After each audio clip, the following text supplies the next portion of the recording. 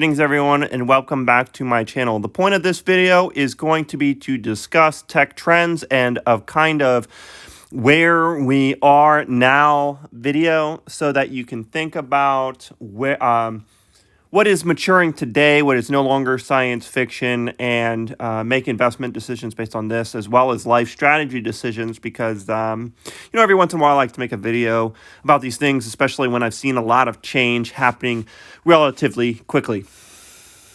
So the topics we're going to talk about are robotics, the next generation of computing platforms, war, and self-driving tech. Now, war isn't something that is super good to talk about, but, we need to look at the potential negative things as well as the positive to have a realistic view on, where things are going. So regarding robotics, we are seeing this field take off unusually fast. And it used to be that we thought self-driving cars and those kind of things would happen before we would get humanoid robots. But it actually looks like humanoid robots are going to happen faster because the way they are already being integrated into the workplace. And a lot of people also discuss how the humanoid form, like the human shape, the human form, is not the optimized robot for generalized tasks. But in reality, this is false because the world is built for humans. So these robots are finding their way through whole body teleportation. They're finding the way into any old job, and then they replace that job. So let me explain further what I mean by that. So this group right here, Mobile Aloha, is Stanford University. And what they showed is they demonstrated that you can get this bipedal robot to perform various complex tasks by training it on 100 sessions or less. And so this is the reason that we're seeing robotics really take off now where it wasn't taking off in the past, because now the neural networks, the learnings from these neural network systems is starting to make progress at a level where the robotics, the hardware, the software, the methodologies are all maturing to make these things happen at realistic levels. So basically what you can do is you get a robot and you do your job as normal. You can see this guy doing some ordinary task. And what it is so let's say you're a company and you have some job. You basically give the worker one of these humanoid robots, and you have him perform the job as he normally would, except he does it through the robot. And since he does it through the robot, he comes into work as normal every single day. But all it takes is about 100 days before he never has to do that job again. And also every single robot has learned that capability from that point forward forever. So that is why we are about to experience some ground shifting stuff. So right now you have Figure Robotics and Tesla. They're forming huge deals. And as an investor, you want to think about these things because both of these companies are saying no to customers, meaning they are maxed out as it is, meaning that if there's even more humanoid robotic companies to appear, they're going to have unlimited workloads because the demand for this is so high.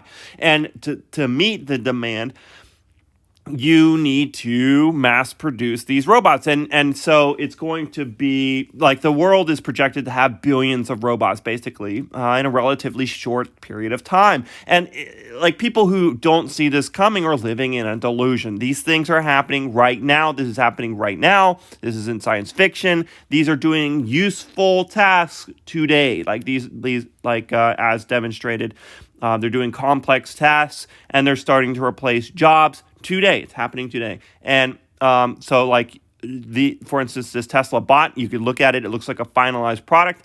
These are being built not as prototypes, but as something to be ready for mass production because it's demonstrating usefulness today. So these are things to think about. And this emerging field coming alive, or today. The point of this is I see a lot of people, and they're just not seeing this train wreck coming. This is going to affect society. This is going to affect us from investments standpoints, but there's also implications into how society is run, and these things are going to affect all downstream effects on society. These are, this is important, and it's happening, and we need to think about it as a society. All right. The next topic is the next generation of computing. So I've seen these devices compared to each other as which one's going to be the dominant computing. This one is the Apple Vision Pro, very expensive device, but what it does is it envelops you in technology. It literally surrounds you in technology and puts you into a completely virtual environment. Whereas this device is the R1, it actually abstracts away technology, and it does that by using AI. It literally has one button, one scroll wheel, and one camera, and a one screen. And this device is aimed at having the AI abstract away all the complexities of your daily life. Rabbit 1, I need to go to Paris on this date from this date. I'm going to need an Uber. I'm going to need a place to stay. This is the time. This is as many people are going. This is my budget. This is the things I want to do. Set it up. And the robot does it. It will run and it will go ahead and do the whole thing for you. And you don't have to do that with the individual apps. You don't have to sit there for a whole afternoon and do that. The AI will take care of it for you, and it will ask you permission for the dollar amount spent. And if it's okay to you, then you'll end up doing it. And that's the idea. These are the two ideas on where the next gen of computing is going. I've heard people compare these two and say that this is going to be the winning platform. I don't think it's actually fair to compare these because they're vastly different in what people will want. I think people will want both these realities. I think there are some people that are going to want no technology in their life, and they're going to choose something where the AI abstracts everything away. I also think there's going to be people who are going to want to explore fully imaginative worlds where this allows for imagination to go anywhere, literally unbounded realities, because it's digital and it surrounds your everything. But guess what? Both of these have sold out. So that's from an investing standpoint, from seeing where the trends are going, or seeing guideposts, so to speak. Having both of these sell out tells you that they're both going to be relevant in their fields. The Apple Vision Pro completely sold out. R1 completely sold out. So I think that's telling us that both of these are going to have viable market fits. I also think that implications for this one are massive with crypto. And, crypto is going to specifically handle the metaverse, handle digital scarcity, handle digital valuables. It's going to be run on the metaverse on blockchains such as Luxo. And it's profile handling. And another thing to think is, even today, I was with my wife's friends, and we, I brought this Quest 3 over, and they became obsessed with it. And, and even me today, I had the Quest 2, I've had the Vive, I've had all these different VR headsets. This is the first one that I use on the regular. I did not end up using the others on the regular. I didn't end up playing them very often. And even this game, I find myself playing on the regular. So to me, what this means is that the virtual reality is here. This is no longer science fiction. This is a device that has actually become useful and enjoyable and useful as a product today. So this is the consumer-ready version for $600 of VR that is used on a regular basis. At least in my personal life, this is something I've found. I've tried, I like to try tech and stuff, and I tried all these different headsets, and none of them really stuck, but this one did. I actually use it on the regular, and I even use it for exercise, and my wife even uses it for exercise using the Supernatural app. So it's actually a useful device. So this is where we are. This is 2024. We are at the rise of VR, the rise of AI, and these things are maturing today, and the next 5 years are greatly going to be affected by these things. So now to get into more of the negative things that are happening today, because after all, this video is about tech trends and these things that are happening today, and showing us as investors or just individuals how to live our lives, or what precautionary things to think about. But this one is on a more dark note. I follow combat footage in the Reddit subreddit because I like to be thankful for the fact that I've been lucky enough to not be in war. But I see what's happening with combat, what's happening with with war today. And basically, this is a soldier right here who is surrendering to a drone, but it's already too late. This little drone explodes the whole scene. This is what the battlefield looks like today. If you are in the Ukraine battlefield, it is drone warfare. These drones are inexpensive, and they wipe out entire landscapes. And they do it for very, very inexpensive. They're very cheap. They've made tanks useless. They've made cars useless. They completely wipe out the battlefield, this drone technology. It's completely changed the way warfare happens today. Now, there's this video, new weapon swarms of drones with AI. It's produced 5 years ago, but it's actually happening right now. It took 5 years roughly, but it had good prescience because it was calling the events of today before it happened by like 5 years. And so, but this is happening, right now on the battlefields. And what you have is grenade-sized drones that simply hit the target on the head. And for very, very low cost, millions of drones can be dropped from aircraft and wipe out an entire city. This can be done today. It could be, the thing that would make it difficult to do in secret would still be the production of millions of drones. But the cost of this is, compared to like a nuclear weapon, they're on a similar cost. You wipe out an entire city and the buildings are intact. The only thing that would happen would the humans would be dead. This is a very dangerous future that we are heading towards. And the point of me describing this is, I'm generally an optimist. As an investor, I think it's good to be an optimist.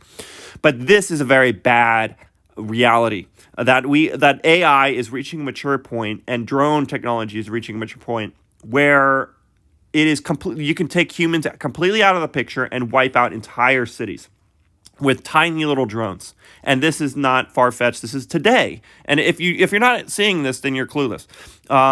This is the danger of the future. And the point of this is just to make awareness, and hopefully you think about politicians, you take this seriously. I don't know what action needs to be taken. I don't know. But this is just something to be aware of. And I think it's important to be aware of this, because there's a lot of threats coming specifically with AI and with these kind of technologies. And we just need to understand it and think about it. And as a society, hopefully spread awareness. And that's all I know what to do. I don't really have the answers here, but this is a reality. All right, to get away from that somber note, that dark reality, let's get into something that's a little more positive.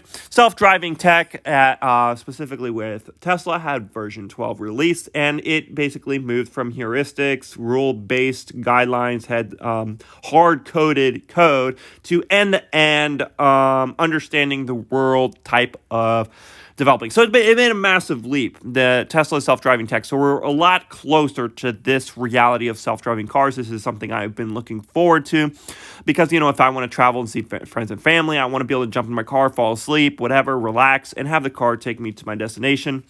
Especially for long drives, there's a lot of people I want to see that are far away, and I would be on the road all the time visiting people if this self-driving tech was a reality. So what's happened here with this version 12 release is that the old architecture switched to a new architecture, and in the old architecture is more modular segregation, explicit coding. That means humans involved in the coding process, multiple neural networks, basically lots of human labor. You would have the world come into this computer system, and there's like little complex trees of different actions that needed to be like edge cases that need to be explicitly programmed in by a human or handled by various modules. And then they would reach an output. And if it was an edge case and it didn't have a proper output, you have an error, or an accident, something bad, etc. This is obviously not a good architecture. So it moved from narrow driving intelligence to general driving intelligence with a neural network end-to-end handling the whole thing. Basically, world comes in, neural network handles everything, has a world view, a more generalized understanding of reality, nothing explicitly coded in by human labor, and you have an output. So this is obviously the easier path, the less work path, 300,000 lines of code being replaced by this model, which is arguably doing, like from early tests showing to do better than this explicit human labor intensive method of handling edge cases, etc., through heuristics, through hard coding individual answers. So this is obviously a massive upgrade, and we're one step closer to self-driving. So these are all things to consider as far as this video is concerned, is where we are today. These are no longer things of science fiction. This is the idea here is a raise awareness of where we are right now, and maybe position your portfolio, and also position your politics, with this one. Position your politics to be aware of some of these threats, some of these opportunities, and also position your life in a way to get the maximum enjoyment as we can. Hopefully humanity's future looks good. But yeah, it's just general awareness and to make better decisions. And that's the point of this video. And I like to produce these every once in a while because just out of the fact that I'm obsessed with technology and I love to be aware of it and talk about it. And, it's not just cryptocurrency for me, but it's also these other things that are going to affect our lives. All right, guys, I'll see you later.